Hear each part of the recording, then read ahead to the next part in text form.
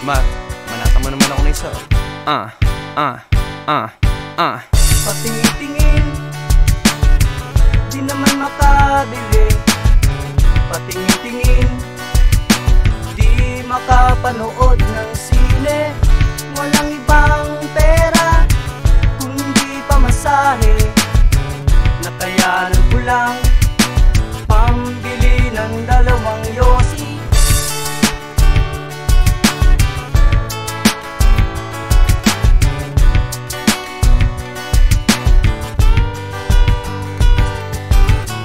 Paamoy-amoy, di naman makakain.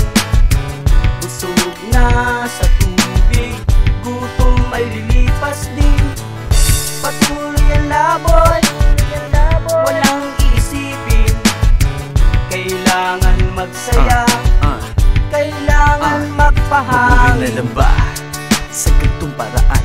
Sa hinaharap sa gamitin ng pinag-aralan? At kung natuto ka ba sa loob na silid o sa mga aral na napulot mo sa iyong paligid? Hindi ko na masabi kung ba't hirap parati sa sitwasyong ganito. Ako'y natuturete. Bakit na lang tayo ganito naging hirap?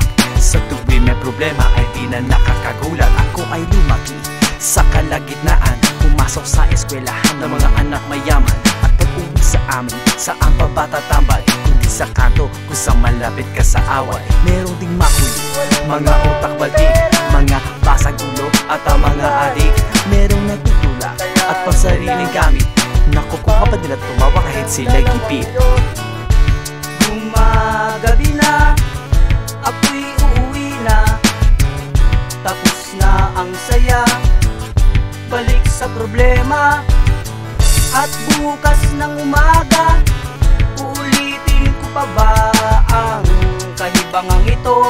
Nagbukas ang umaga na naman. Sa tingin ko, Ako'y hindi na. magising pagdating ng tanghali, at sa bintana ko maramdaman ang paso na init.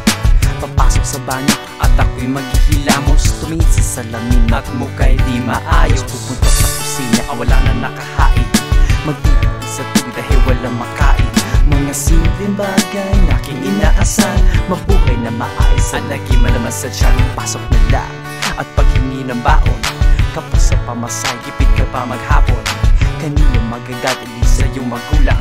Ang tanong, alam mo ba ang kanilang pinagdadaanan? Hindi naman kasimpleng buhay, kailangan matutong sumakay. Tapos na naman na araw, wala na naman nangyari. Ang tanong, ano pang ginawa mo sa iyong sarili? Gumagabi na, ako'y uuwi na. Tapos na ang saya, balik sa problema. At bukas ng umaga, uulitin ko pa ba ang kahibangang ito?